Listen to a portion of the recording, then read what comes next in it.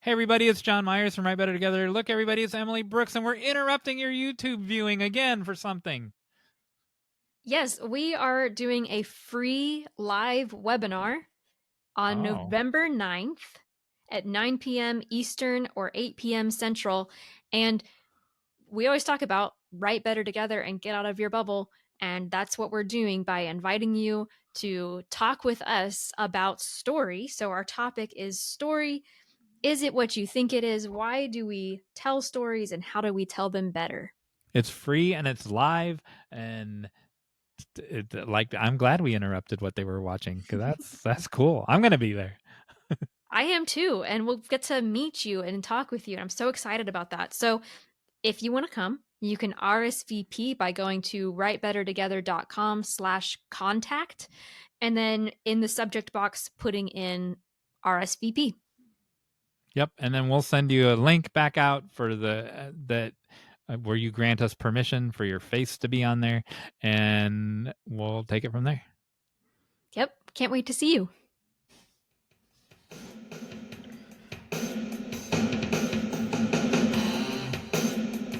Welcome everybody to Right Better Together. I'm Jon Meyers. Hey, look everybody, it's Emily Brooks.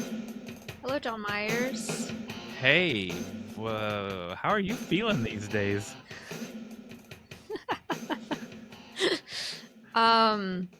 Tired, a bit nauseated. You have more color to you than I do today.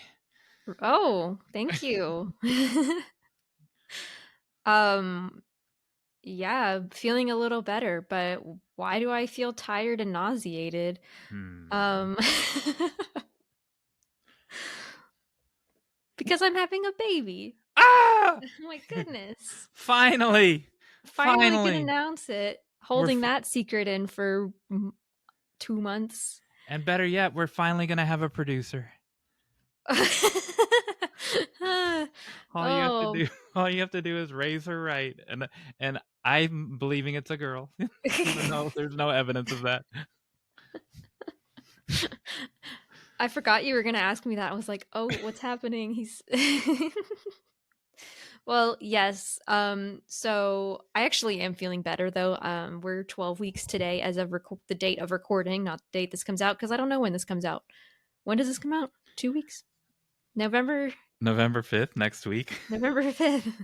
Yay. Um so I'll be 13 weeks by then. Due in May, my favorite month. Oh, So, early we're May or very late May? May 13th, Oh, you have a specific day. which is, well, you know how it is. No, I don't. Um I've never had a baby. I don't they know they how this always give is. you a specific day, but it's never like it's probably going to there's like a huge window. Um my niece and nephew, their birthday's on the 10th, and so it could be on the same day. Oh, do you want joint birthday parties or you want your I child to don't have know her because own there's birthday already party? there's already twins. Like I feel like that's a lot of birthdays on one day. If But baby they're old enough that I think it would be fine. if baby Brooks comes out and he's a boy, he's gonna be like, "Why did you keep calling me a girl on this episode?" Yeah. Congratulations! I'm so Thank excited. you. Is Winnie Thank in the room you. with you? How did she take No. this news? Oh, I think she's gonna hate it, It's not a sadly. it's a baby. No, I think she's gonna hate the Oh, experience hate the of it. news. Yes, because she doesn't like loud noises. Oh. And she also gets super jealous. Oh. So yeah, it's gonna be a interesting journey for Winnie. So this is so wild because there's actually 3 of us right now on camera. There is. When That's so when strange. does the baby start kicking? My midwife told me about 16 weeks, but it could be a little later. Does your midwife know she's on a podcast? No. So for another month and the baby will start kicking. So then we can ask her questions. Kick once for yes, And twice for she'll be no. the first okay, you got me saying she, that's ridiculous. They'll be the first listeners of every episode. True. So that she'll be perfectly trained And to. potentially the first listener response. It's also true. She'll be perfectly trained to be the producer then, because she'll know what nonsense to cut out. No, we don't cut the no. Baby Brooks, we do not cut out the nonsense. If you're Right. listening to this, Right. we leave the nonsense in. Well, I'm just so happy. This is such good news. Oh, thanks. We will find out if it is a baby girl or baby boy in the second no, the basically New Year's week, the week of New Year's. And you want to know? Yes. Are you going to do those things like where you take a knitting needle and hang it from a piece of yarn over your belly, and if it goes in a circle, it's a girl, and if it goes in a cross, it's a boy? Are you going to do all those things? No. I would, man. Well, It is like, I don't want you to divulge your husband's birthday if he doesn't want you to. But is May 10th near your husband's birthday? I know it's it's not about near yours. it's like 2 months off. Oh, well, good. So it's not like, so it'll be all three of you. That was my point. All three of you are nice and spread out, so there's no Mm-hmm. lumping it together. Well, Yeah. that's good. I like that. I approve. Oh, well, good. Okay, that's it. The We end. we couldn't have done it without you, Baby Brooks. We couldn't have done it without you. So we do have things that we're talking about today. Oh, We have quite the list. oh. Um, I guess the baby is the guest. I don't know. Uh, we just finished a weekend at the Southern Festival of Books, Yay. and we met a lot of really interesting people that sparked so many thoughts and conversations that we wanted to talk about it. Yes, And it was so wonderful. the working title of this episode is I'm a Writer, but Dot, dot, dot. because that was pretty close to the answers that a lot of people gave us. So we'll dig deeper into this for our big idea, but before that we're going to have listener responses. We're going to give you all a call to action at the end of our big idea. We're going to have a Hey Jon Meyers segment where I teach Jon Meyers something. It's not about And babies, is it? no. Good. Jon Meyers hates babies. No, I do not hate babies. I want a baby. That is not Obviously true. you don't. We know that's not true. However, now that you brought this up, please, like, when you know how the guest is in the middle circle, please Yeah. don't put like the ultrasound in the middle Oh no, circle of you this already told episode. me that you hate ultrasounds. Oh So yeah, I can't see ultrasounds. Not just of babies, of anything. even like the black and white ones where it just looks like Yeah, nothing. I thought they were all black and white because I haven't looked at one for 100 Oh, years. you shouldn't look at the new ones. I will not. Yeah. All right, continue. uh what was I? Oh yeah, and then we're gonna play a silly game of the final act. Not involving ultrasounds. I will meet the baby when she pops out. I don't need to see pre-pictures. So we got out of our bubble Yeah, we did. together for 2 days at the For Southern 2 Festival of days. Books in Nashville. That's more than since we started the podcast, that's more than I've seen you. Because we were in the same booth for 9 hours and then for 7 hours, or maybe 5 hours. Where like at WriterCon, we saw each other 10 minutes here, an hour Yeah, here, 2 hours there, 10 yeah, minutes here. But this was, I learned so much about you. yeah. I learned a lot about you too. Yeah, like what? You don't like waiting in lines. True. Yep.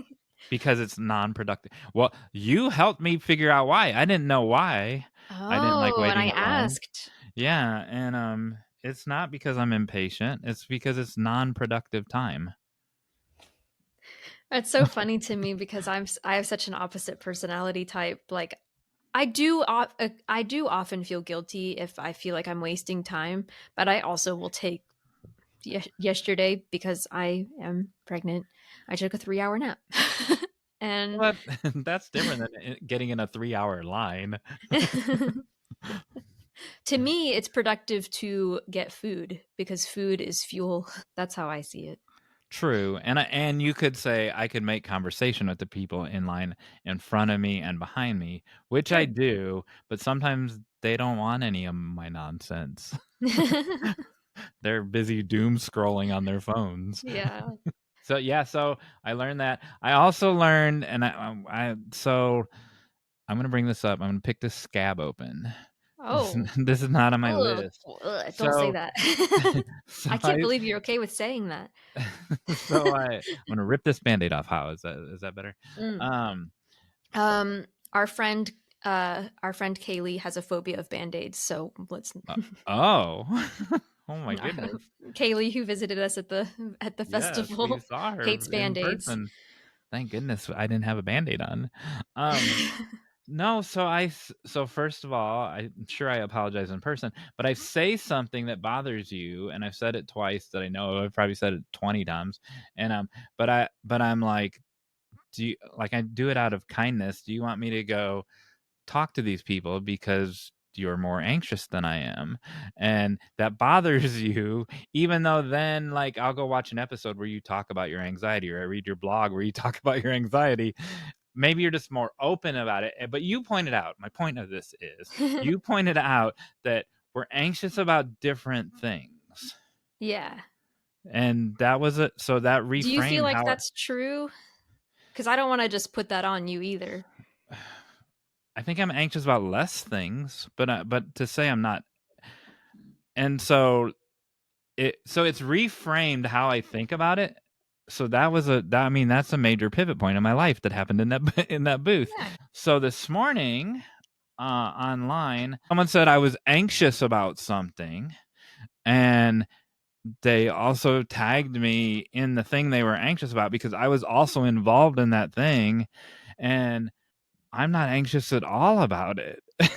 and so and it surprised me that he was, and because we've both talked about, like in with the episode with Renee, you hit send and you go and you're on to the next project, right?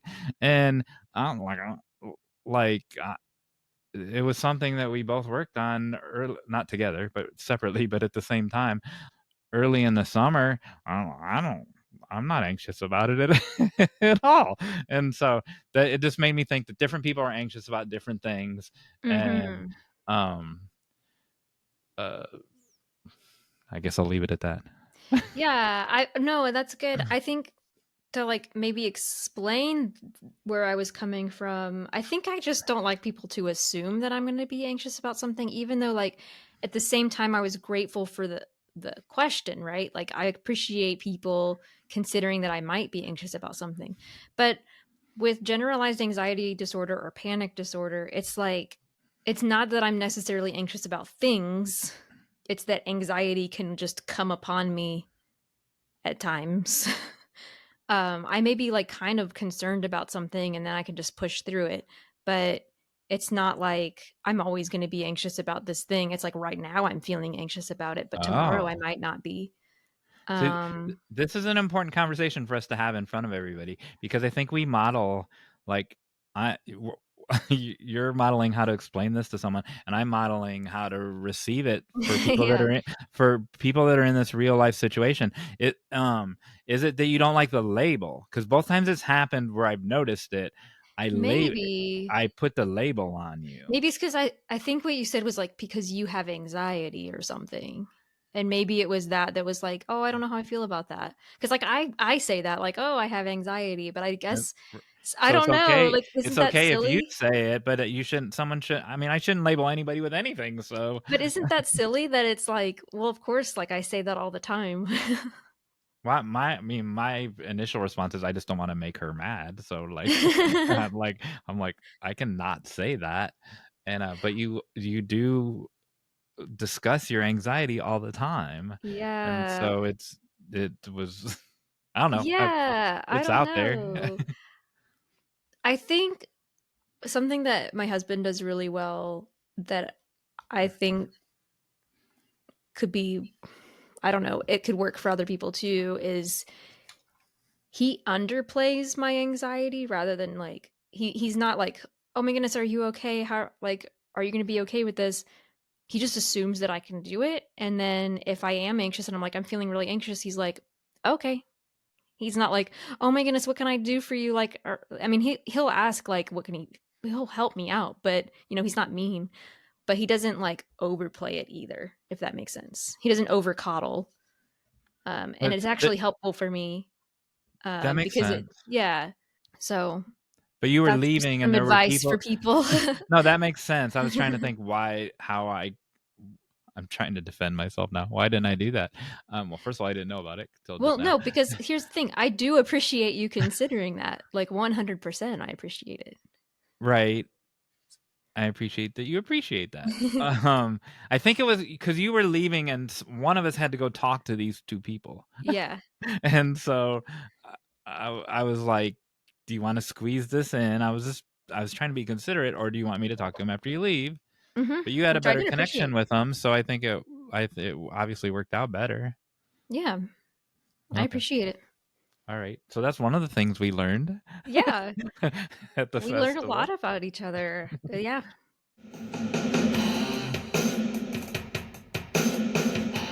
What's the next observation that we had?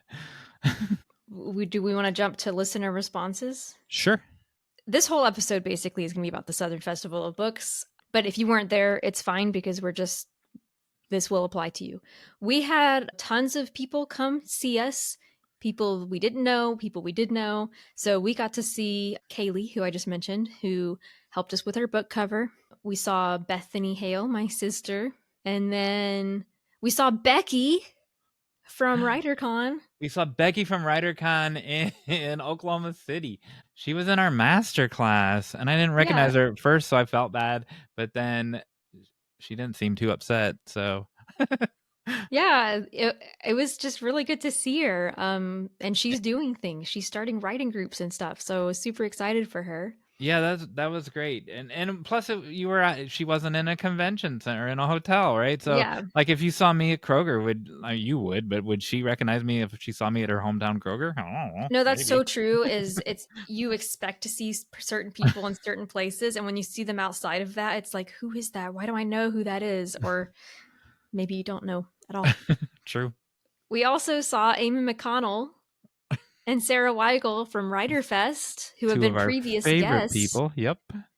And by the way, all of these people most of them made videos for us. So we asked them, why do you create, and or what is a book that made you cry? So if you want to see those, go to our Instagram, Write Better Together, and watch those videos because they had some great answers.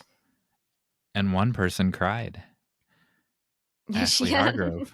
Ashley Hargrove um, did some voices for us and did some dramatic crying. So Ashley came all the way from Alabama and she gave us posters of her upcoming film that she wrote, Vampire um, comedy full of puns. called Marriage Bites, which we've Correct. talked about before because she was looking for funding, and I think she's still looking for funding. And there's info on our Facebook about that if Yes, you there are is. interested. Also, we didn't mention, but Amy and Sarah, Writer Fest is coming up. And so after, we just finished the Southern Festival of Books. Well, the Writer Fest is coming around the corner. So you can see us there. If you missed us at the Southern Festival of Books, you can see us at Writer Fest. We won't have a booth, but we will be attending. Yeah, we're not speaking. November. We're not speakers there, but we will be there. Grab us in the hallway. Mm-hmm. If you have our book, we'll It will sign it for you. be it will be at Belmont University on November 22nd to 23rd. So you I still told have time. And Amy and Sarah also offer discounts for our listeners. So in the episode that Sarah did with us, so look for that. I told people, because and we sold so many books. We sold so many books, people, that we forgot to sign like half of them. Yeah. We're like, we'll take your money, but then we forgot to sign There their was so book. much going on.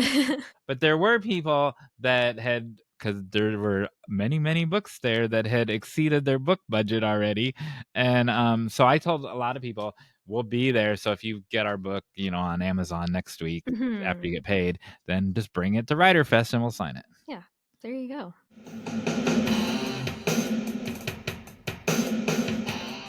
So we want to talk about the conversations that we had with writers and what came from this. So if someone came to the booth and they looked directly at our book, so like our book was like front and center, and that was the first thing they looked at, and you could kind of see their eyes lingering on it, I would ask, "Are you a writer?" And I kid you not, 95% of these people went, "Well, I I'd like am, to but be." or Yeah. I am, but I'd like to write more, or I used to be. Yeah. Or yes, but I'm not writing right now, or anything similar to that. Like that was what people were saying. Nobody had the confidence to just say, "Yeah, I'm a writer," which is what we talked about in our confidence episode. Yeah, I'm a pretty good judge of crowds, and so I would say the crowd was 18 to 20,000 people, and I would say we talked. I tried to figure out how many people we talked to just by the hour. I'd say we talked over 300 people. And I don't mean just walked by Really? it. Yeah, Oh my goodness. not just walked by us, but we maybe I Wow. don't know. Let's just say 300. I'm not a good judge of people because I could not tell you a number. I wouldn't have And guessed that high, but goodness. And what Emily just said was 100% true. 2 people said, "No, I'm not a writer." But Yeah. and then maybe 10 people actually had books there, right? And so they're like, "Yes, I have this book." And then they whipped out the book and showed us.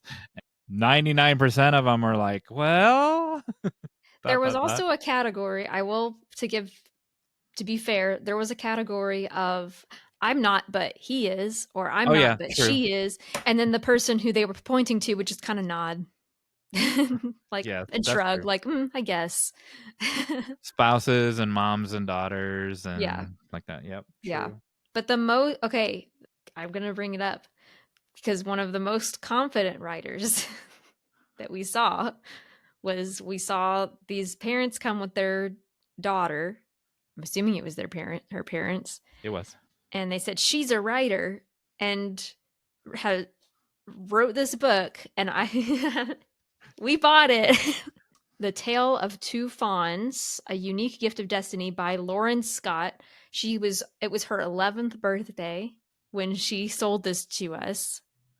And there's so much confidence in this girl who was like, "Yeah, I'm a writer. I'm 11 and I have published this book and I am selling it to you." And like, I just think that's so wonderful. On the second day, towards the end of the second day, she came back with her parents, and I was talking to a mom and a daughter while they walked by, and I held up this book to the new mom and Yes. daughter and was like, "This can be you. Like, look, this is real. This is a real book. This could be you." And then Lauren, she was walking by at that moment. She's like, "Gee, I wonder who wrote that book." So it was perfect timing. And then we talked about the Baker video, and I started crying, and then it was all over. Oh. Yeah, so what this brought up for me. So, okay, before I say this, the other category. Okay, so everybody who came up was like, "Yeah, I'm a writer, but." And then we would dig deeper. So, why not? Like, why aren't you writing, or why aren't you a writer? And a very large number of people would say, "Well, I'm a perfectionist. I could never finish anything." Well, this little book by Lauren reminded me, because they said that she wrote this for school, right? They had a project in school where they wrote a book and then they bound it. Well, we had the same project when I was in school, when I was her age. And the first year, I started a story about, I think it was stingrays. And I wanted to write a story about stingrays, as like a little family. I don't remember anything about the story except that they were stingrays. Worked on that, rewrote it like 100 times. Didn't finish it that year, so I tried again the next year and I wrote a story about a lemur that escaped from the zoo, and a little girl had to take care of it until the zookeepers could come and get it back. Oh. Well, never finished that one. But then 20 So years later, you wrote a log line about a monkey that escaped that's true. It didn't escape. It was escaped It was escaped. by the zookeeper. But Right, continue. but I didn't finish that one either. So my sisters all have their little bound books that they wrote for school, and I don't because I was such a perfectionist that I never finished either of those projects. And then I started writing, but it told me I want to write. And so I started writing a novel because when you can't finish a short, tiny book, of course, you need to write a full length novel, full length fantasy novel. And I wrote that for about 5 years. And here's the thing, because we talked about this a little bit last time. I think there's a point where you need to stop a project, right? Because either it's just not working or you need to just say it's good enough. But when you're growing as a writer, I think it was just that every draft I realized I'm getting better and I need to make it better to fit what skill I have now. Probably would have been even better if I had just started a new story because then it would have been fresh. I wouldn't have been just editing the same story. I'd be completely starting over and learning new skills. So that's just a recommendation for young writers. Keep writing new stories. You won't run out, but that perfectionist level can just keep you from continuing, and you just get stuck, and you're like, it's never going to be good enough. But you said you don't struggle with this. So I'm curious either why you think that is or how you deal with it. So, all you can do is do your best. And so my best today is better than it was 10 years ago. My best today is better than Mm-hmm. it was before we wrote our book because you made me a better writer just from the editing process. But on any given day, all you can do is do your best. And Yeah. so I don't have that. I'm not going to go on a tangent about AI, but this morning so we talked to 300 people over the weekend. This morning there Yeah. were 23 people in this group, and they were the same as the 300 people that they hadn't finished. They had never finished a script or whatever. If only I had this other tool, I would have finished. No, you Right. wouldn't have because you still don't have the confidence to think you already have tools that didn't boost your confidence. Why is this new Exactly. tool going to boost your confidence? And so that's all I'll say about that. And so it's a confidence issue. It's not a technology issue. It's not a thought processing issue, because people can tell you like a cogent premise of their story or whatever, but then to actually get it down on paper, you pointed out something to a couple of people. It just seems more permanent, and Yes. so and it intimidates them because they think it has to be perfect, and then that leads to my takeaway. But I'll let you finish your takeaway first. Well, I think a few things about perfectionism. So, one, yes, it feels so permanent when you put something on the page. And so I have to tell my students all the time, like, revision is writing. Like, when you're writing, there's a quote by, I will try to remember it and put it on the screen. Becky. But she said, she says, writing is throwing sand into a box so that later I can build sandcastles. Oh, So that first draft is just a bunch of sand, right? And it's okay if it's not perfect. And then revision is improving it, improving it. But again, it's going to be what it is, and it you may not ever think that it's perfect, but it's because partly because you're getting better. The and other it does. thing that Okay. I was just gonna say the it other doesn't have to be perfect. It has to be the best you can do, right, right. and that's the best you can do. That's great. And have a growth mindset and believe that your next will be better. So, well, I think I mentioned this in one of the chapters in our book that if you keep rewriting the first chapter or the first 10 chapters of your novel, you'll only learn how to write the beginning of a novel. You won't know how to write the middle or the end. And if you write the beginning, middle, and end, but then you don't revise, then you only know how to write a draft. You don't know how to write a complete work. So if perfectionism is actually keeping you from finishing a project, then you're not going to grow as much as if you had just written that novel and then learned how to revise it. And then you put that project aside and then you start the next one because each one's going to get better and better. But It's like I heard a gardener say once on it was some documentary. She was like, if you're a potato farmer and you have 6 years of potato farming experience, that actually means you've only planted potatoes 6 times, and that's not very that's not very much. I think you can you can write a novel and that's fantastic, but it's like Ray Bradbury says that you have to get like that million words out. You have to keep pushing onto new projects instead of hyper fixating and getting stuck on the one. Does that make sense?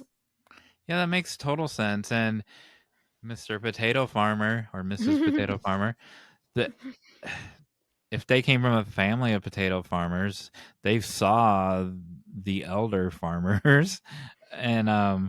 modeled things for them. But some people aren't. My uncle always wanted to have a blueberry farm, and it was huge. Like it was 800 bushes, I think. And Wow. he was an engineer. He I'm gonna buy I'm gonna buy a blueberry farm, and he did, and he learned the hard way. He learned the hard way, but That's awesome. he was also a genius, and he studied up and everything, That's and awesome. he probably did it, I don't know, for maybe 10 years, and then he went back to engineering, but he got it out of his system, and he did Yeah. well. It was super successful. Yeah. He sold it for I a love that. profit, I'm sure. I love that. So what was your point on perfectionism? So your biggest takeaway was perfectionism. My biggest takeaway was who did this to you, who squashed Yes. Yeah. you, and who made you a perfectionist. And it's so it's interesting because um that that was a big common denominator between these writers slash readers that were telling us this, and but Emily gravitated to the perfectionist one, and I didn't because I wasn't one. But I was squashed as a child, right? Just like in Baker, that's why I cry. And so we heard parents, we heard spouses, we heard former spouses. Teachers. I was getting there. We heard Oh, high school sorry. English teachers. We heard a half a dozen MFA instructors at college, and we both have MFAs, and that crushed me to think here's someone that's supposed to be encouraging these students to explore all the areas of creative writing, and to water that plant, and they crush them. Yeah, and some of them didn't say like, "Oh, they crushed me," but they would say like, "I'm burned out." And I totally get that because grad school is a ton of work, and then afterwards you just like don't want to read anything, you don't want to write anything, you don't want to do any of that kind of intellectual work. And so that burnout can be so overwhelming as well. But yeah, So, it's just sad well, that it's just can I say something about sad. that? So, Yeah. that's true. I talked to two people that said that they were just burned out, but that's Mhm. on them. Is like, you know what I mean? And but the Mhm. like, am I looking for a victim? I don't know. I'm looking for an excuse or a rationale to Mhm. absolve the writer of the thing. If two people said, "Yeah, I just got burned out," that's on them, and I understand it, just like how you explained it. But when someone actively tells you you're no good, Yeah. that's a different. An MFA professor should not be doing that. Yeah, I didn't hear anybody say that, but I mean, Misty told us that. Yeah, no, I had more than one person say they'd give me these things backed up. It was with red ink all over them, just like Oh, yeah. this big bloody piece of. I I bled my story out on this piece of paper, and then they handed it back to me covered with blood with red ink. Yeah. And after I worked, all semester on it or all month on it or whatever, that like Yeah. that's not how you encourage people. Yeah. So It's really hard because that also goes to one of the things I wanted to say about perfectionism that I forgot is that it is good to have that growth mindset and to go it can be better, right? And when you get feedback, it's like, yes, it can be better. And to think positively about that, like this is how I can improve. Um but I think when most people say perfectionism, it's more of a debilitating thing. Like it's not that growth mindset. It could be better. It's not good enough, and it never will be. And I'm stuck, and I don't know how to share. We had one person say like I wouldn't share anything if it wasn't perfect, right? But you're never gonna get that feedback if it's not perfect. Or sorry, if it's yeah, you're never gonna get that feedback if you're not willing to share it and being vulnerable. Along those lines, it's not the flip side of that, but it's parallel with that. Blake Snyder, he said, if you're afraid to share something, you know that there's something wrong with it, and so That's you don't have often true, confidence yeah. in that document, and so you won't share it. But that's why you should share it, right? And Yeah. get feedback from others. So the fact that you don't want to should be the indicator that tells you that you should. Yes, and sometimes it's a sometimes you don't know what's wrong with it and you don't know why you feel afraid to share it, but it yeah, usually it's because that's happened to me before. I was afraid to share something, and then when I did and I got the feedback, it was like, "Oh, that's why I was afraid because I knew that this problem existed, but I didn't want to actually face it." You haven't shared anything of yours with me yet. Are you afraid? I published that short story. Oh, that's true. It's online. That's true. But no, I I haven't meant your sent you anything. novel. I meant one of your No, I novels. yeah, I haven't shared that yet just because I keep forgetting. Oh, I thought And I'm maybe you were afraid. still I have I've got some feedback that I want to work on editing, which is not perfectionism. It's Hmm. when you get feedback. So I'm not getting responses from agents, right? And if you're not getting responses from agents and then you get feedback that something could be better, then like I'm not going to just say, "Oh, well, it's good enough." I'm going to go, "Oh, no, it could be better."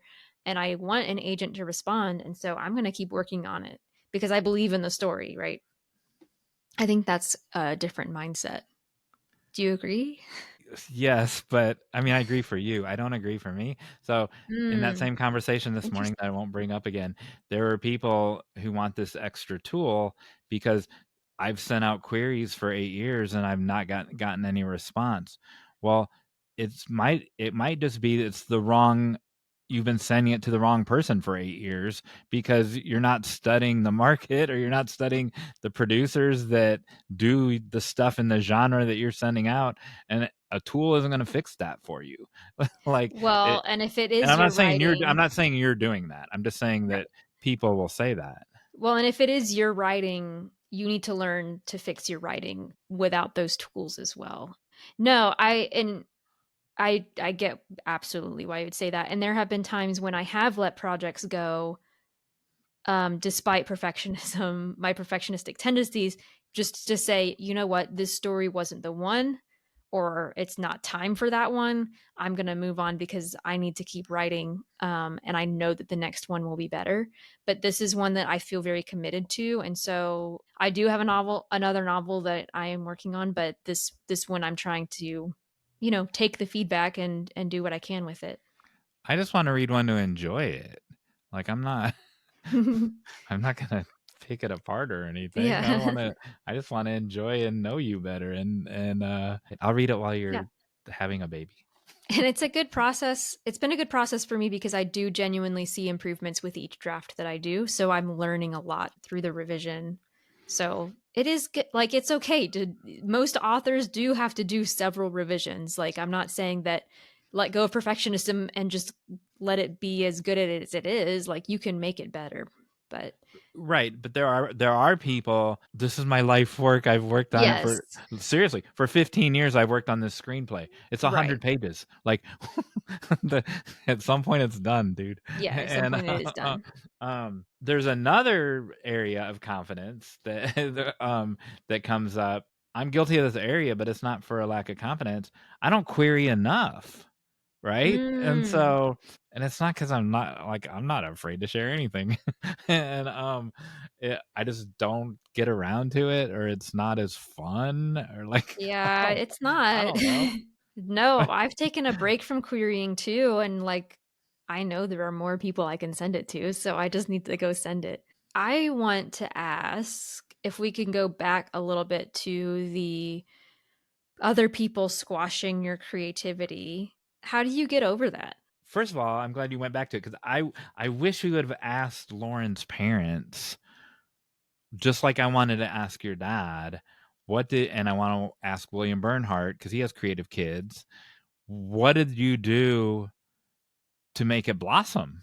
Right? Well, they were Because so proud of her too. Like they were the ones who were like, "She's a writer and look what she's done." You and know, they were I so feel like your happy. parents were that way, Mhm. and I think William Bernhardt is that way, and so I'm sorry. What was the question? How do you recover? From people squashing you? Yeah, like what advice would you give to those people who came by and were like, "I just haven't had the encouragement." Well, first of all, hang out with different people. Yeah. Now, if it's your professor, don't take that professor again.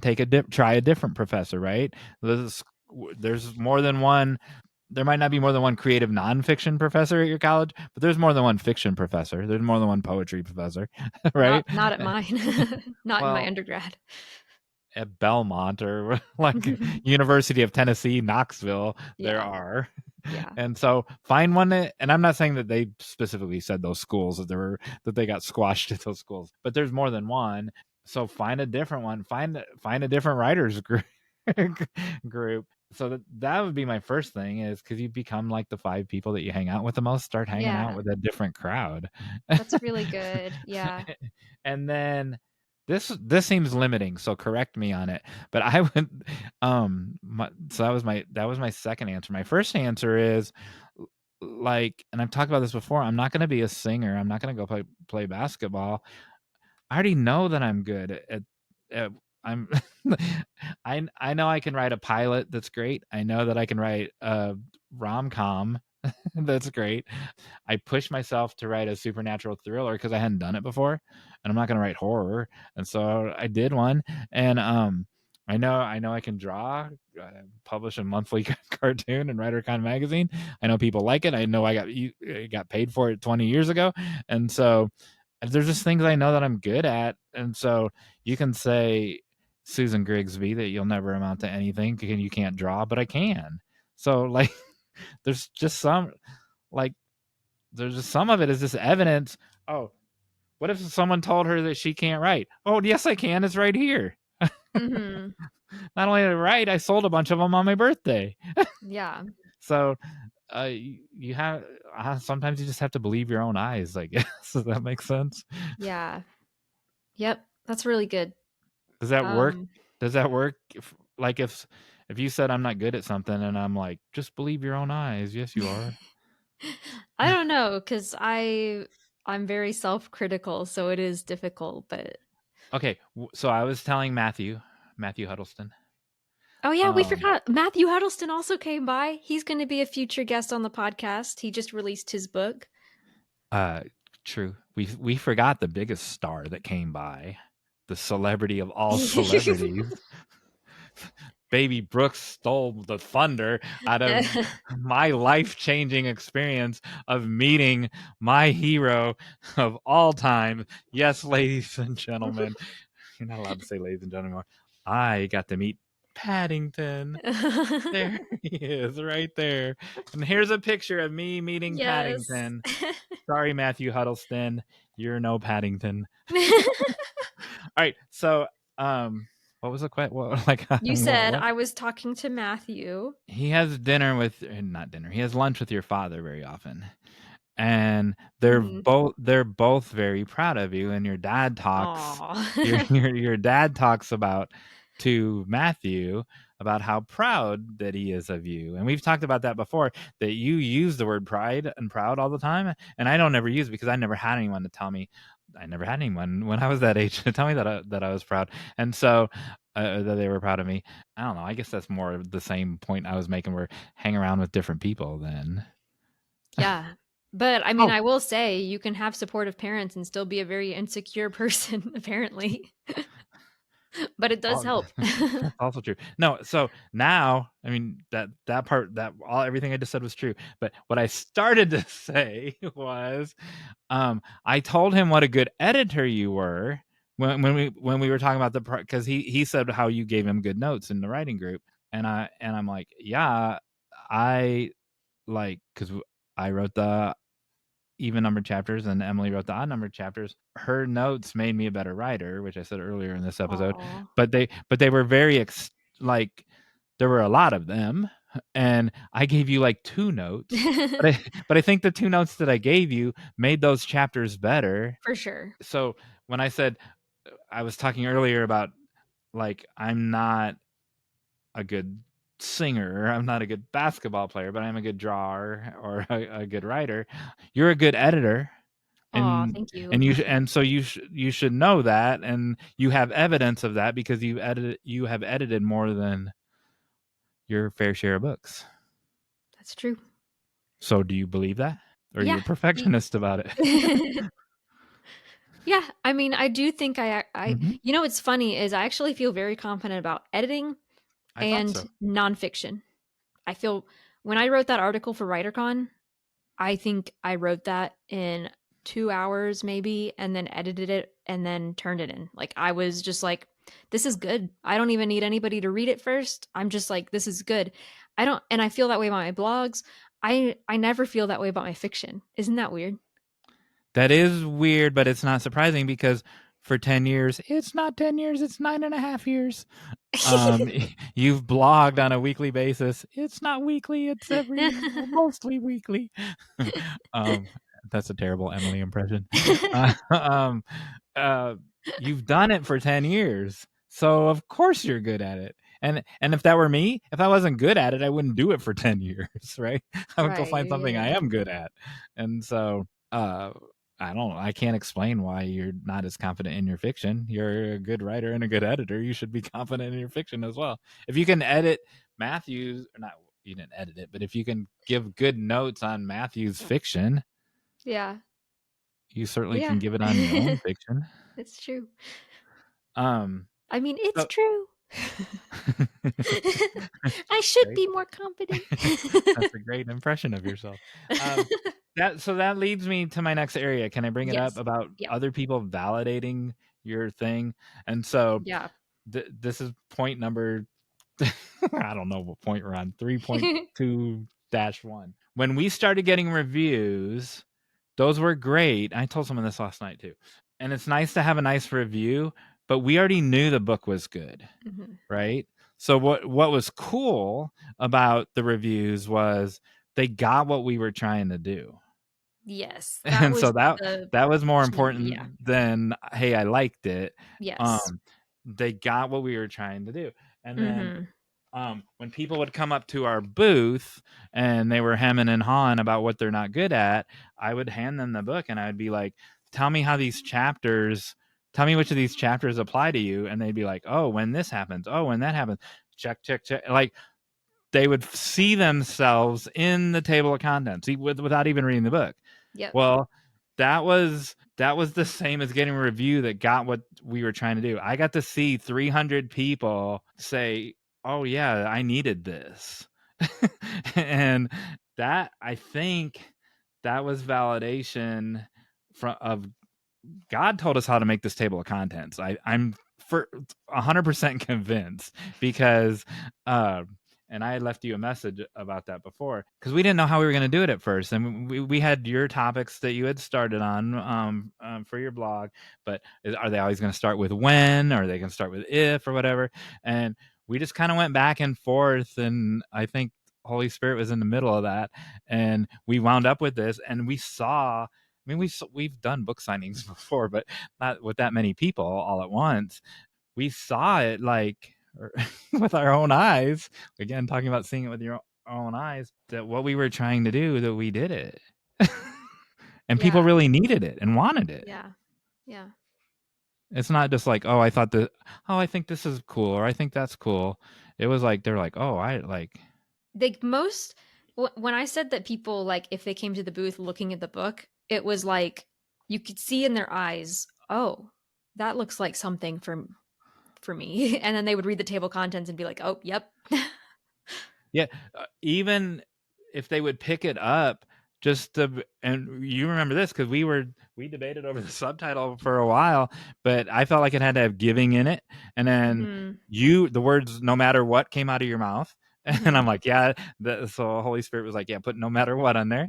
And then we were like, giving what? And giving permission. How about that? And so all of that came up. People, even before you or I would say, look at the table of contents, they'd be like, oh yeah, giving myself permission. Oh, Mhm.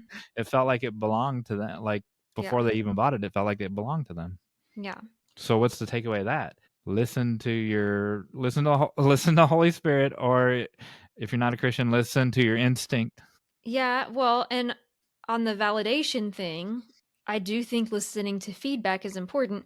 Now, there can be different kinds. Like, there can be the people who are just going to, we've already talked about this, but the people who talk you down and are just like, this isn't good enough. But if you can find the right people who are honest and know what you're trying to do, it can be really helpful. So, like, my parents have always read what, like, whenever I write a book, they're the first ones to read it, and they're very honest about, did I achieve what I set out to do?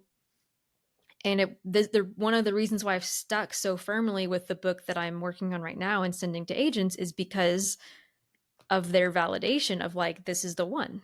And so I'm like, okay, I believe you. This is the one. This is I'm going to keep working on it because I've told myself not to give up, but also I've had the validation that, like, this is good enough. You shouldn't give up.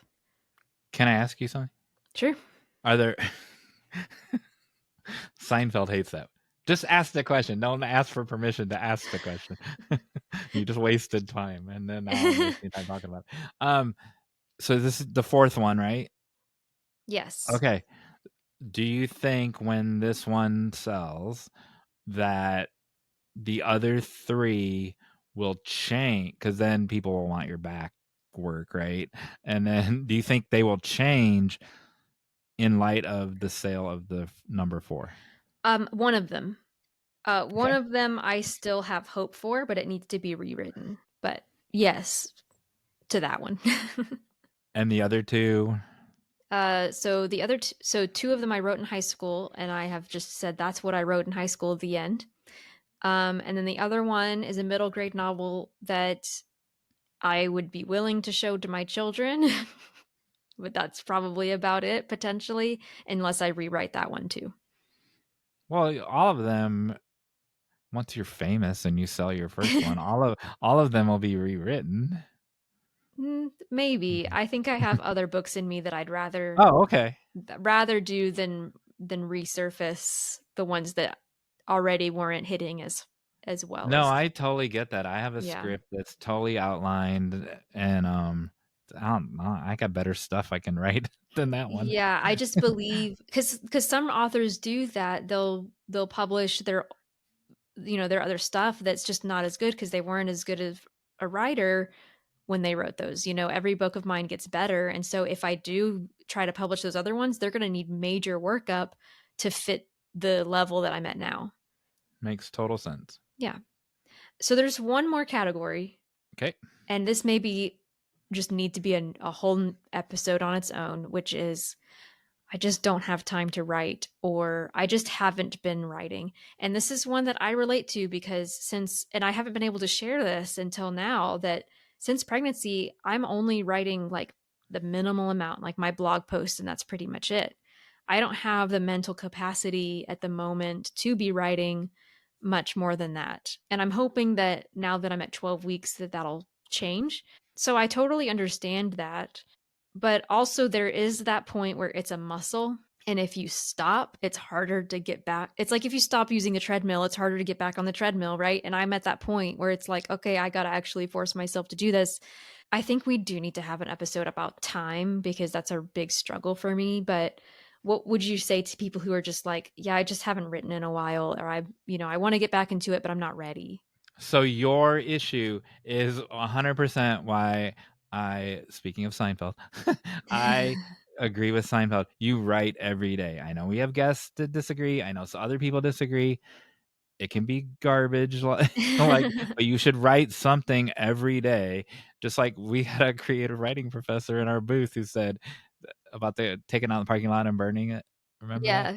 Yeah. Yeah. And but that's why, because it exercises that muscle. And so I write something every day. That's good. It might not Yes. turn into I like to write something that will eventually turn into a product. And then if I'm really tired at night and I haven't written, I'll write on a legal pad and I won't be able to read it in the morning. But I wrote, and some of it's really good too. Like some of those late night 2 a.m. ones are like really good, and it'll be a future chapter in our next book, or it'll be an article for WriterCon. And then some of them, they were just me exercising. It was me on the treadmill. I love that a lot because I think I and many other people put a lot of pressure on writing, like, oh, it has to be a product now. And I think just deciding to write every day is it takes off the pressure of it having to be perfect, takes off the pressure of it having to be part of anything, and just being like, okay, I'm exercising a muscle. When you exercise a muscle, there's no point other than exercising the muscle. Right. It's Like I've process. been working out because it feels good and it's healthy, and that's good. And that'll make me stronger the next time I work out. So I totally agree. And I've been like kind of disappointed in myself for taking such a long break. So I think that that's a really good way to ease back in is like, okay, I'll write something every day, even if it's 50 words. I'm also not pregnant. So I mean that does come into play. So it's not that I'm not understanding, Right, right. um, but there are people that go, "Well, you just don't know how busy I am," and da da da. Well, dude, you have no idea how busy. Like we're not. It's not comparative busyness. I have 8 projects that I'm working on. Right? Is it Yeah. you have to carve out the? I guess that's point number 2. Is you have to carve out the time, or you won't. the, Yeah. the the example I just gave, there are times when I didn't carve out the time, or I carved out the time and I did something else instead, and then so that's why I'm doing it before I fall asleep at 4 in the morning or whatever. But I still make sure I do it. Yeah. Yeah. And again, it's take the pressure off, take off the perfectionism side and just do it because yeah, it's an exercise. If you're preparing for uh back to sports because we know everything about sports, if you're preparing for a big game, like you exercise even if that exercise like you're not playing the game yet, but you're preparing for the game. So you may not be writing a 100%. novel or a screenplay or a full-length poem or anything, but you're getting ready for it. The idea I gave you for, I keep saying our next master class, but I don't think this would be a master class, but for our next duo class, team class, like I've already done research for it because I'm going to write an article. Not my classes don't match the article exactly because I want the class to extend from the article. I want the article to be the launching pad for the. But I already like started stuff on it. But uh, I try to make it an hour, but sometimes it's half hour, sometimes it's an hour and a half. But there's already work on it Yes, and a that little bit. when I'm working on a novel, I try to keep it in my head every day by doing something, even if it's not going to end up in the book.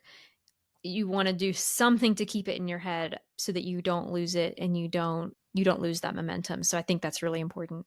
The next point is we had this conversation at the end of one. I can't remember if it was Saturday or Sunday about the fake it till you make it Yeah. advice. And I'm trying to, we don't ever do scripts for these episodes, listeners, viewers, but I actually took notes for this one. I'm trying to read what I wrote. And so you had said something, it's not fake it till you make it. It's you try it and you do it and then you're like, "Oh, look, I could do that." Right? And so it because I don't believe in the fake it till you make it advice, but I do believe in go ahead and try it. Try Mhm. it at low stakes, and then once you do it, you're like, oh, I can do that. Look, I just did it. Whatever that thing is. Yeah, if you want to be so what a lot of people do is they give themselves a schedule as if they are a full-time writer with deadlines. And if you do that, it doesn't mean that every time you sit down to write, you're writing professional writer level stuff, but you're telling yourself each time you do that that you can follow that schedule. And so there's a benefit, I think, to that, to just doing it and proving to yourself that you can do it. Yeah, it's more like I don't know, Actualization. actualization. Um, it's just it's proving your like you said, it's proving to yourself you did it. And I wish I would have learned that earlier in the day on Saturday or Sunday, whatever day it was, because there were people that then we got to say that to Yeah. after that whatever epiphany happened. There were people that we got to say that to, and I thought that it really helped them. And then the last thing that I wanted to say about the book was we sold a bunch of books, but we did not sell a single book. Like there was no Yeah. sales pitch. There was like it was like the easy I've sold other things in my life. It was like the easiest thing to sell because we didn't there was no sales pitch. And Yeah. we're not alone in that. There are other people who had no sales pitch, but there We were just had conversations with people. right. We were like, And "So what are you writing?" or "Why aren't you writing?" Like we just had conversations and they connected. yeah, 100%. And there were other people like us, was people wanting to belong to our community, and as they felt connected to us and they wanted something from us. Right. I didn't get to go hear Caitlin Cass, but I got this beautiful book from Caitlin Cass, That cover is gorgeous. and it's suffrage song, and it's about the women's suffrage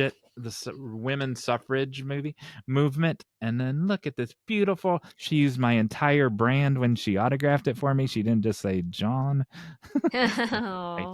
I trained her well, and and but it was the same people. The people were there because they were the people were there for her, not like I didn't buy this. I didn't. Well, I do care about this topic, so like, I didn't buy the book for the topic, but I did. But I bought it because it was her, and like I really like her New York Times cartoons, Yeah. and it was the same thing. So these were 300 strangers that we talked to, but they got to know us and they wanted to be part of us, and so there wasn't any selling involved. That's all.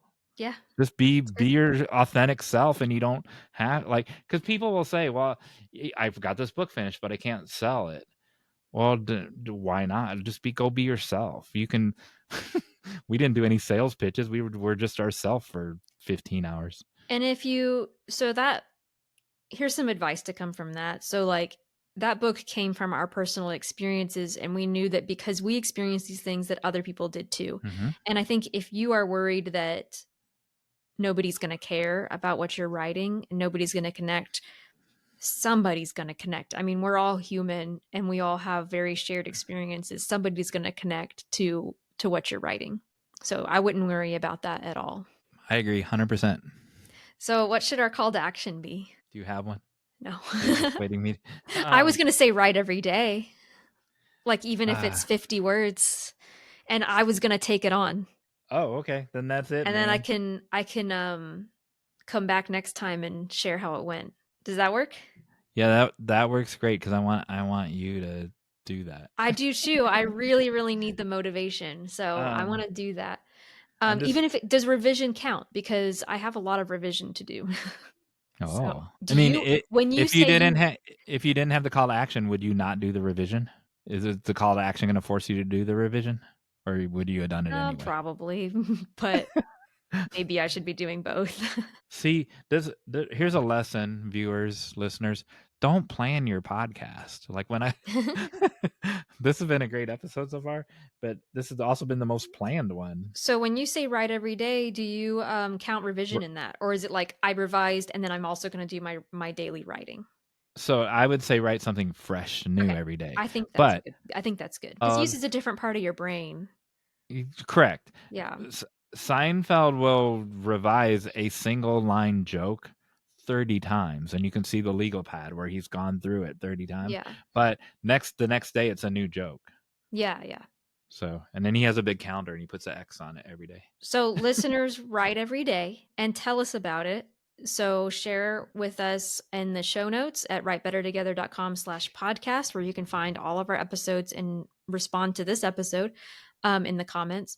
Or you can share it on social media wherever we share this episode. Or if it's like months later and you can't find either of those, you can email us at writebettertogethernow@gmail.com. And I want to say that I am honored that, and so is Emily, but I won't speak for her, that you spend an hour. This episode is gonna be 2 hours with us, because you have so many choices, and it just means so much to me, and it's It really does. genuine, and I want to underscore that. And then 300 people came through and talked to us, and it was just wonderful. That's what we do it for, is the connections. So yes, we do appreciate it. And since we're talking about that, if you want Yes. other people to find us, then write a review for us on Spotify or Amazon Podcasts or Apple Podcasts, or wherever you're listening.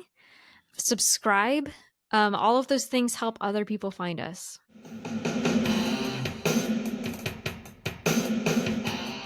Good. That's a good one. Do you care about this is a new segment called Does Emily Care About It? No. Do you care about a specific time period? Like, is there something some people are drawn to medieval, some people are drawn to That's a really good question. mid-century. My husband is obsessed with the Roman Legion, as everybody is, but especially he's obsessed with Greek mythology and Norse mythology and all of Egyptian mythology. Obsessed with all of that. They're I just actually don't feel like I do. you don't have a period you relate to? Old soul.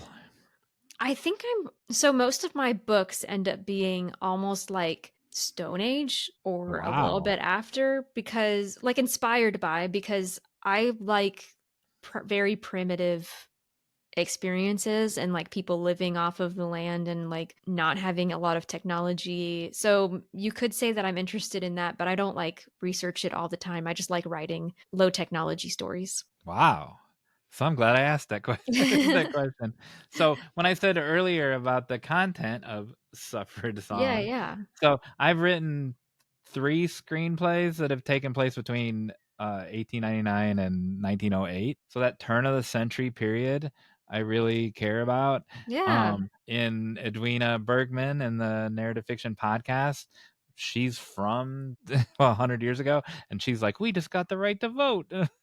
And so, and because I'm a feminist and I think that's important, and I think every voice matters. So it's interesting that one of my, like, you love Brandon Sanderson, one of the people that I love, Caitlin Cass, it's interesting that she has a whole book on a period that I care about. Yeah, that's very cool. So I don't know. All right. I actually really do.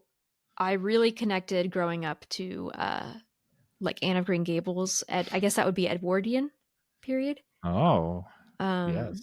maybe it's because they do a lot of like they're raising their own food, like they're sewing their own clothes. Like I think I just like those low technology stories. Okay, Before I'm gonna have you prep for the game so you have time to think about it.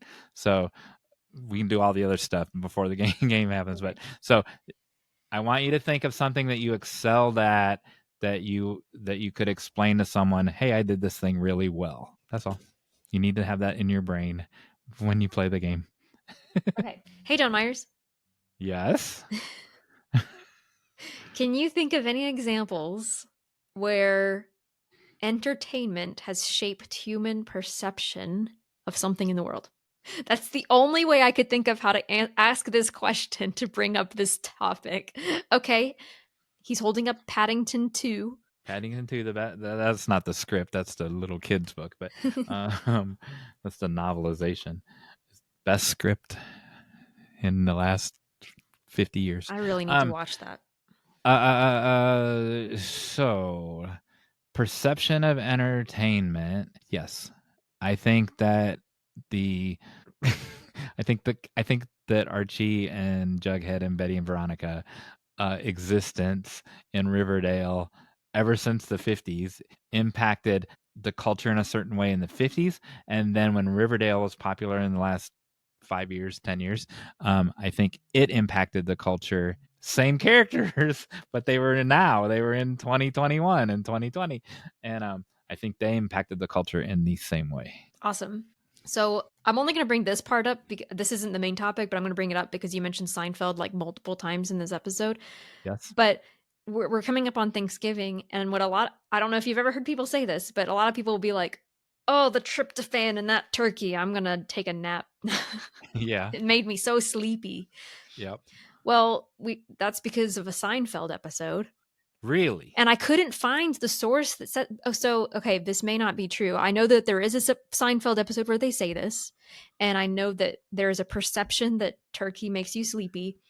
And somewhere in the internet that I couldn't find again was them saying that it was connected to Seinfeld because of that episode where they say that. And people just were like, they took on that phrase and like believed it when it's a myth. It's more likely for the other foods in your Thanksgiving dinner to make you sleepy than the turkey. So you're saying that when we were children, because you're 2 months older than I am, that our parents never said pre-Seinfeld, our parents never told us that turkey will make you sleepy? Well, I don't know, did they? I'll call your So dad. tryptophan can make you sleepy, but there are a lot of amino acids in turkey that would keep that from being a very strong effect, whereas there are What other about foods that would have a stronger effect, as what well about as going carbs. So what about going swimming after you eat a turkey sandwich? don't go swimming after you eat, it'll give you cramps. That's how I was raised. I thought it was because you would fall asleep underwater. Oh, goodness. Oh, man. That's a very strong sedative. Okay. So, what I wanted to talk about, and I learned this from a video, so I will share the video in the show notes, is actually the way that we in media and in like in any media, theater, film, books, portray ghosts. Ah! So, boo. I gotta go. So, I'm not talking about actual ghosts because I don't believe in ghosts. Oh, look, there are pictures of ghosts. But there are visual ideas that we have about ghosts. I'm actually curious where that one came from. The like white, like raindrop shaped thing. Did it come from Mario? I don't know. Charlie Brown. Was it Charlie Brown? Yes. You had an You know answer for. how it's the white sheet with just the two black holes Yeah, in it? maybe that is. It is 100%. Awesome. So That's that's Charlie Brown one. right there. Well, there's another visual that we have of ghosts being transparent. And this goes all the way back to Charles Dickens. Dickens, Ha! I got it because right. Charles Dickens described the ghosts as being transparent. But do you know why he described them as being transparent? Well, first of all, was that my question that you'd never ask? Because I got that one right. I said Dickens before you said it. Well, sure. That Or are wasn't. you going to ask me a different question? I asked you if you knew of any media that Oh, shaped. that's true. Were there ghosts on Riverdale? So the reason why is because in the 19th century, well, it says actually late 18th century into the 19th century, they started doing these shows. So this is actually an effective theater where they would project images onto the stage, using mirrors and lights to create kind of a spectral, transparent image and to portray ghosts, especially in things like Shakespeare. Right? Shakespeare has a tons of ghosts in his stories, and so they would use these mirror images. And so then Dickens was, you see that on stage and you're like, oh, ghosts are transparent. Dickens described ghosts as transparent, and now like in tons of films and books we're still seeing ghosts described as transparent. So I say that not necessarily to talk about ghosts, but to talk about the power of media in shaping our perception of things that before that wouldn't have even been conceptualized in people's brains. So there you go.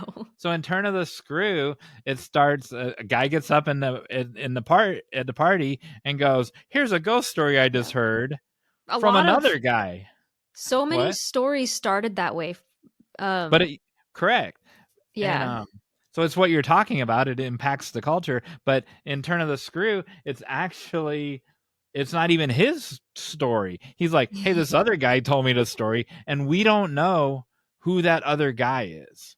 And so Interesting. there's nowhere, because I wrote a paper on this, and there's nowhere of who that other person is. I contend, Dr. Sandy Hughes, I'm gonna have to send you this clip. In Turn of the Screw, Miles does not die at the end, I contend. Oh, okay. I contend that whatever spirit was in him leaves him. Mm. Right?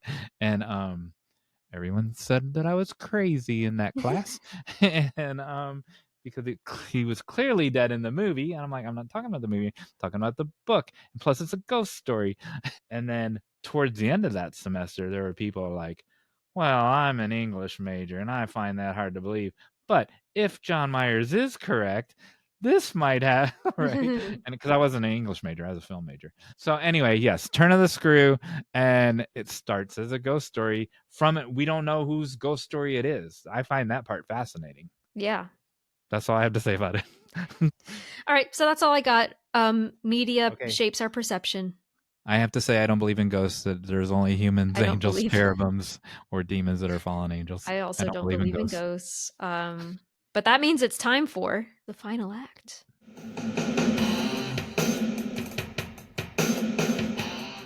Yes, and your prize today is this thing of mints from the British Library in 2018. It's probably full of chemicals, and it's definitely 6 years old. It's a So nice tin, though. you don't want to eat any of them. Look how beautiful But it's that a is from cute the British. tin. Yes, and it makes a cool sound. All right, so today's game is called Wiki. How'd you do that, Emily?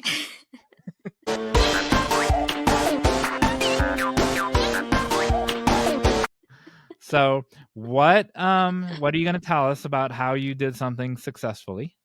So, can it be a broad thing? Like, I was going to say I was just very good at school. Would there be a wiki how of how to be good at school? Would that be an appropriate Okay, one? I see. Um, how to write a paper. I was really Okay. good at writing papers. All right, how to write a paper. So I have 6 slides. Your topic is how to write a paper. You will narrate these slides that are illustrating on how to write a paper. Oh my And they are actual WikiHow slides from the same presentation. And so you can't lose. You just have to use these slides to teach how to write a paper. Okay. And then at the end I'll ask you what it really was the slide from. And I want you to play this game with me sometime because this sounds like the most funnest game. Okay. All right. So you're going to teach using these wiki slides how to write a paper. There's 6 of them. You have to say something for all 6 of them to win the mints. And just tell me when you're ready to go to the next one. You got to say something, a couple sentences for but each does it have one. to be related to the image? You're in charge. What? No, you're in charge. You came up with Yes, these slides. these are the images that you errantly prepared to how to write a paper. Yes, you have to make them fit the topic somehow. That's the game. All right. Don't be a literalist. So you are okay. How to write a paper. Step 1: brainstorm with friends. Oh. Talk Step 1 is brainstorm with friends. talk to someone about your topic idea.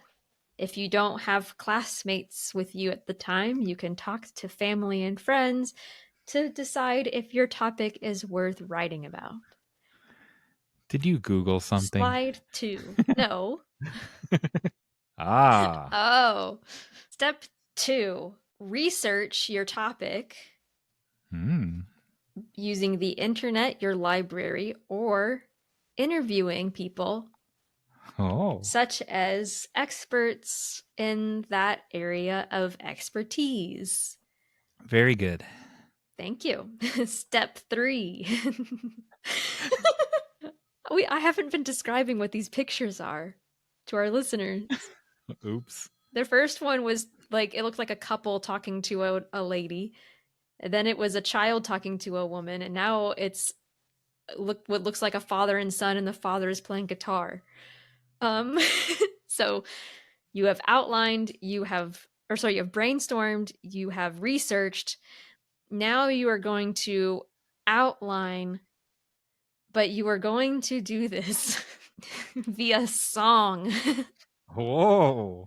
So sing out the ideas that come to you, and create an outline based on your research.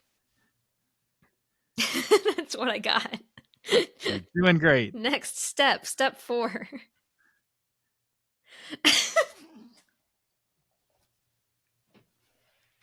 This is my favorite game ever. The next slide, it looks like a mom and a child, maybe a little girl, at the zoo looking at elephants. This is quite the presentation you prepared, Emily. Step 4 is the actual writing process. If you don't, if you need extra inspiration for your writing, especially when with descriptions, you might want to go out into the wild and experience the things that you're writing about. So, for instance, if you were to write about elephants and you're describing them in detail, you might want to just go there and experiencing yourself all of the sensory details, the 5 senses, so that your descriptions can come out strong. Very good. These people apparently went all the way to Japan or something because there's a pagoda over Oh, there there. is. All right. Step 5.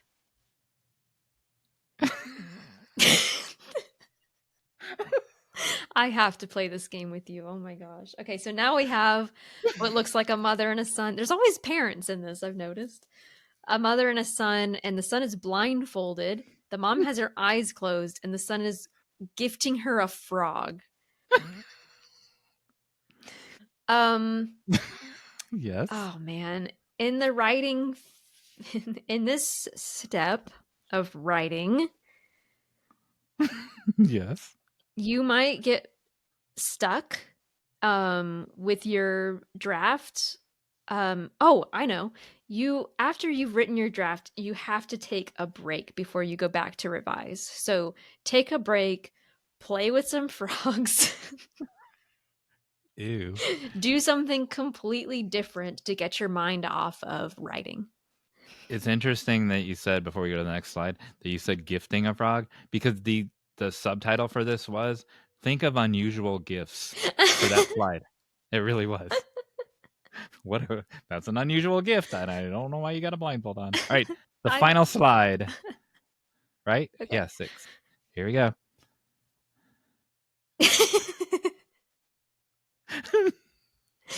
Now it looks like a teacher and a student, and they're reading our book right anyway. So how appropriate that It you're is. saying how to write. So after you've taken that break, you are going to revise and you are going to ask for no, you're not going to revise. You're going to ask for feedback from your teacher.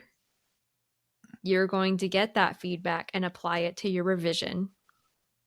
And you're going to write anyway because even if your first draft was rough, And now you've written the then paper. how do you feel about how your performance, Emily? I think I did okay with improv. Better than I I think expected. I think you did fantastically. I think you win Aww. these mints. Now, I for a love that bone game, and we are going to play it again. I that was the guarantee. best game ever. That is so good. For the for the best or for a bonus prize, Oh, the bonus prize, and this was sitting here on the desk in front of me the entire time. You will win there this you go. poster of Marriage Bites signed to me, even though you already have one signed to you. Of Ashley's, I think it was literally right here on the desk the whole That's time. hilarious. What was the real WikiHow? What was it really? Was that That was a just real one? one. Yeah, that was one It looked for like real. so many different things. I know, but it was for real. It's a real one. Let's see. There were And that really was the caption, give an unusual gift. If anyone gives me a frog, they don't know me. how to be a like. Does it have something to do with relationships? It does. And you mentioned at like minute 2 of this podcast, you mentioned kind of the same topic. How about that? Connecting with others. No, the relation thing that you just said. Like we're ending the podcast how unbeknownst to you how we started it. Unbeknownst to me, couldn't have orchestrated this if I wanted to. And When you did I said say gifting something about relationships? during host chat. It's not about You've already connecting with other people. nope. I mean, tangentially it is, but you've already won. Just Take a stab at it. Oh, I have no idea. That's all that's coming to my brain. Well, you gotta guess something. That was my guess. That's all. It was how to be a good aunt or uncle. And you had said earlier about your nieces and nephews. What are the Oh. odds? What are the odds of you saying so? Those the younger people were not children. Well, they were children, but they weren't sons and daughters. They were nieces and nephews. Oh. And I don't know why you would be a good aunt or uncle if you gave someone a frog. Yeah, there you go. There you go. Well, Well, we couldn't couldn't have done it done without it you. without you people that came and saw us and came and watched us on the thing.